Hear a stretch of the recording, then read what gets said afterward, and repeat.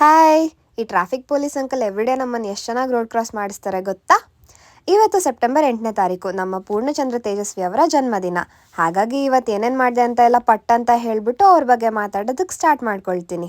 ನಿನ್ನೆ ಮೊನ್ನೆ ಎಲ್ಲ ರಜಾ ಎಂಜಾಯ್ ಮಾಡಿಬಿಟ್ಟು ಇವತ್ತು ವಾಪಸ್ ಆಫೀಸ್ಗೆ ಹೋಗ್ಬೇಕಲ್ಲ ಅಂತ ಮಂಡೇ ಬ್ಲೂಸ್ ಇತ್ತು. ಅಷ್ಟರಲ್ಲಿ ಒಂದು ಐಡಿಯಾ ಬಂತು. ಶಿವಂದು ಕಾಲಭೈರವಾಷ್ಟಕಂ ಕೇಳ್ಕೊಂಡು ವಾಕಿಂಗ್ ಮಾಡುವಾಗ ಫುಲ್ ಜೋಶ್ ಬಂತು. ಹಾಗೆ ನಮ್ಮ ಪಕ್ಕದ ಮನೆ ಅನು ಆಂಟಿ ರುದ್ರಾಕ್ಷಿ ಮರ ನೋಡಿದ್ದೆ, ರುದ್ರಾಕ್ಷಿ ತಗೊಂಡು ಬಂದಿದ್ದೆ ಅಂತ ಹೇಳಿದ್ರು. ಅದನ್ನ ರಂಜು ಹತ್ರ ನಾಳೆ ನಾವು ಹುಡ್ಕೋಣ ಅಂತ ಹೇಳಿದೆ. ಆಮೇಲೆ ಮನೆಗೆ ಬಂದು ತಿಂಡಿ ತಿಂದು ಆಫೀಸಿಗೆ ಹೊರಟೆ. ಬಂದ ತಕ್ಷಣ ಲ್ಯಾಪ್ಟಾಪ್ ಎಲ್ಲ ಕ್ಲೀನ್ ಮಾಡಿ ಕೆಲಸ ಎಲ್ಲ ನೋಟ್ ಮಾಡಿಕೊಂಡು ವರ್ಕ್ನ ಸ್ಟಾರ್ಟ್ ಮಾಡಿಕೊಂಡೆ. ಊಟಕ್ಕೆ ಹೋದಾಗ ಇಲ್ಲೊಂದು ಬೆಕ್ ಕಾಣಿಸ್ತು. ನಮ್ಮ ಆಫೀಸಲ್ಲಿ ಬೆಕ್ ಬಂದಿದೆಯಲ್ಲ ಅಂತ ಹೇಳಿ ಹಾಲು ತೊಗೊಂಡೋಗಿಟ್ರೆ ಅದು ಕುಡಿಲಿಲ್ಲ. ಹೋಗ್ಲಿ ಬಿಡಪ್ಪ ಅಂತ ಹೇಳಿ ಹೌಸ್ ಕೀಪಿಂಗ್ ಡಿಪಾರ್ಟ್ಮೆಂಟಿಗೆ ಇನ್ಫಾರ್ಮ್ ಮಾಡಿಬಿಟ್ಟು ನಾವು ಮೇಲ್ಗಡೆ ಹೊರಟ್ವಿ. ಹೋದ್ಮೇಲೆ ನೋಡಿದ್ರೆ ಇಲ್ಲೊಂದು ಆಕ್ಸಿಡೆಂಟ್ ಆಗೋಗಿದೆ. ಏನಪ್ಪ ಅಂತ ಕೇಳಿದ್ರೆ ಕಾರ್ನವನು ಸ್ಪೀಡಾಗಿ ಬಂದಂತೆ. ಹಾಗೆ ಲೆಫ್ಟಿಗೆ ತೊಗೊಂಡಾಗ ಸ್ಕಿಡ್ ಆಗಿ ಗಾಡಿನೇ ಟರ್ನ್ ಆಗಿಬಿಟ್ಟಿತ್ತು. ತುಂಬ ಟ್ರಾಫಿಕ್ ಕ್ರಿಯೇಟ್ ಆಗಿತ್ತು. ನೀವು ಗಾಡಿ ಓಡಿಸುವಾಗ ಹುಷಾರಾಗಿ ಓಡಿಸಿ. ಮೊದಲೇ ಫ್ಲೈಓವರ್ ಬೇರೆ, ಸ್ವಲ್ಪ ಹೆಚ್ಚು ಕಡಿಮೆ ಆದ್ರೂ ತುಂಬ ಕಷ್ಟ ಆಗುತ್ತೆ. ಹಾಗೆ ಇವತ್ತು ನಮ್ಮ ಪೂರ್ಣಚಂದ್ರ ತೇಜಸ್ವಿ ಅವರ ಜನ್ಮದಿನ. 8ನೇ ತಾರೀಕು ಸೆಪ್ಟೆಂಬರ್ 1938ರಲ್ಲಿ ಶ್ರೀ ಕುವೆಂಪು ಮತ್ತು ಶ್ರೀಮತಿ ಹೇಮಾವತಿ ದಂಪತಿಗಳ ಮೊದಲನೇ ಪುತ್ರ ಆಗಿ ಜನಿಸ್ತಾರೆ. ಅದು ಶಿವಮೊಗ್ಗ, ಅವರ ತಾಯಿ ಮನೆಯಲ್ಲಿ. ಅವ್ರ ಬಾಲ್ಯ ಮತ್ತು ಎಜುಕೇಷನ್ ಎಲ್ಲ ಮೈಸೂರಲ್ಲೇ ಆಯಿತು. ಯಾಕಂದರೆ ಕುವೆಂಪು ಅವರು ಮೈಸೂರಲ್ಲಿ ಕೆಲಸ ಮಾಡ್ತಿದ್ರು. ತುಂಬ ತರಲೆ ಇದ್ರಂತೆ ಅವ್ರು ಚಿಕ್ಕವರಿದ್ದಾಗ. ಹಾಗೆ ಎಲ್ಲದರಲ್ಲೂ ಆಸಕ್ತಿ ಇತ್ತಂತೆ. ಸ್ಪೆಷಲಿ ಏನಾದರೂ ಹೊಸ ವಸ್ತು ಮನೆಗೆ ತಂದರೆ ಅದನ್ನು ಬಿಚ್ಚಿ ರಿಪೇರಿ ಮಾಡೋವರೆಗೂ ಅವ್ರಿಗೆ ಸಮಾಧಾನ ಆಗ್ತಿರ್ಲಿಲ್ವಂತೆ. ಹಾಗೆ ಅವ್ರು ಒಂದ್ಸಲ ಅಲ್ಲ 2 ಸಲ ಇಂಗ್ಲೀಷಲ್ಲಿ ಫೇಲ್ ಆಗಿದ್ದಾರಂತೆ, 10th ಸ್ಟ್ಯಾಂಡರ್ಡ್ ಮತ್ತು PUನಲ್ಲಿ. ಆದರೆ ಅವ್ರು ತುಂಬ ಇಂಟೆಲಿಜೆಂಟ್ ಫೆಲೋ. ಮುಂದೆ ಜಿಮ್ ಕಾರ್ಬೆಟ್ ಮತ್ತು ಆಂಡರ್ಸನ್ ಅವರ ಪುಸ್ತಕನ ಕನ್ನಡಕ್ಕೆ ಅನುವಾದ ಮಾಡಿದ್ದಾರೆ. ಮತ್ತೆ ನಮ್ಮ ತೇಜಸ್ವಿ ಅತ್ಯಂತ ಸರಳ ಜೀವಿ, ಎಲ್ಲರ ಹಾಗೆ ಸಾಮಾನ್ಯ ಮನುಷ್ಯನಾಗಿ ಬಾಳಿದ್ರು. ಅವ್ರ ಅಬ್ಸರ್ವೇಷನ್ ಸ್ಕಿಲ್ಸ್ ಎಷ್ಟು ಚೆನ್ನಾಗಿತ್ತಂತೆ ಗೊತ್ತಾ? ಇನ್ನು ಅವರ ಪ್ರೇಮ ಕಥೆ ಹೇಗಿತ್ತು ಗೊತ್ತಾ? ರಾಜೇಶ್ವರಿ ಅವರು ಬೆಂಗಳೂರಿಂದ ಮೈಸೂರಿಗೆ MA ಮಾಡೋದಕ್ಕೆ ಅಂತ ಹೋಗ್ತಾರೆ ಫಿಲಾಸಫಿನಲ್ಲಿ.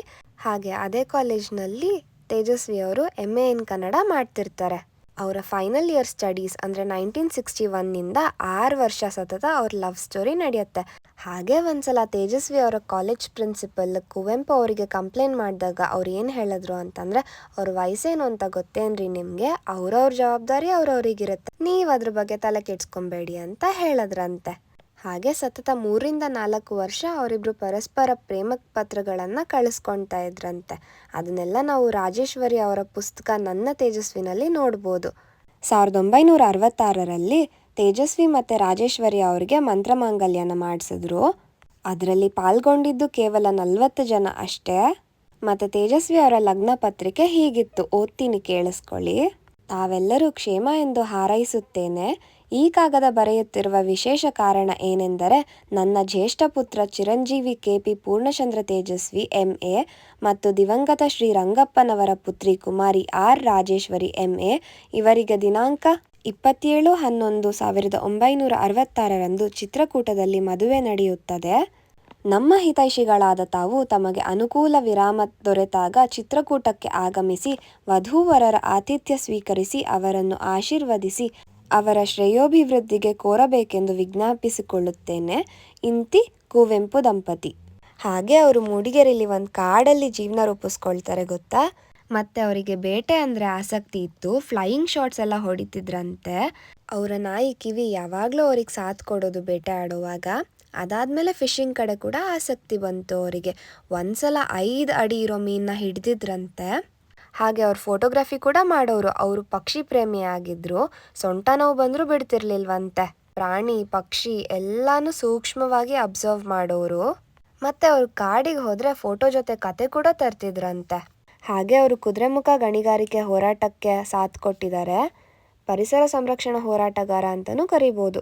ಇನ್ನು ಅವ್ರ ಪುಸ್ತಕಗಳ ಬಗ್ಗೆ ಹೇಳಬೇಕು ಅಂತಂದರೆ ಸ್ವರೂಪ, ನಿಗೂಢ ಮನುಷ್ಯರು, ನನ್ನ ಫೇವ್ರೆಟ್ ಕರ್ವಾಲೋ, ಚಿದಂಬರ ರಹಸ್ಯ, ಜುಗಾರಿ ಕ್ರಾಸ್, ಮಾಯಾಲೋಕ, ಕಾಡು ಮತ್ತು ಕ್ರೌರ್ಯ, ಹುಲಿಯೂರಿನ ಸರಹದ್ದು, ಅಬಚೂರಿನ ಪೋಸ್ಟ್ ಆಫೀಸು, ಕಿರಗೂರಿನ ಗಯ್ಯಾಳಿಗಳು, ಪಾಕಕ್ರಾಂತಿ, ಪರಿಸರದ ಕತೆ, ಏರೋಪ್ಲೇನ್ ಚಿಟ್ಟೆ, ಅಲೆಮಾರಿಯ ಅಂಡಮಾನ್ ಮತ್ತು ಮಹಾನದಿ ನೈಲ್, ವ್ಯಕ್ತಿ ವಿಶಿಷ್ಟ ಸಿದ್ಧಾಂತ, ವಿಮರ್ಶೆಯ ವಿಮರ್ಶೆ, ಹೊಸ ವಿಚಾರಗಳು, ಬೆಲ್ಲಂದೂರಿನ ನರಭಕ್ಷಕ, ಸಹಜ ಕೃಷಿ, ಮಿಸ್ಸಿಂಗ್ ಲಿಂಕ್, ಫ್ಲೈಯಿಂಗ್ ಸಾಸರ್ಸ್, ವಿಸ್ಮಯ, ಮಿಂಚುಳ್ಳಿ, ಹೆಜ್ಜೆ ಮೂಡದ ಹಾದಿ, ಪೆಸಿಫಿಕ್ ದ್ವೀಪಗಳು, ಚಂದ್ರನ ಚೂರು, ನೆರೆಹೊರೆಯ ಗೆಳೆಯರು, ಮಹಾಯುದ್ಧ, ದೇಶ ವಿದೇಶ, ವಿಸ್ಮಯ ವಿಶ್ವ, ಮಹಾಪಲಾಯನ.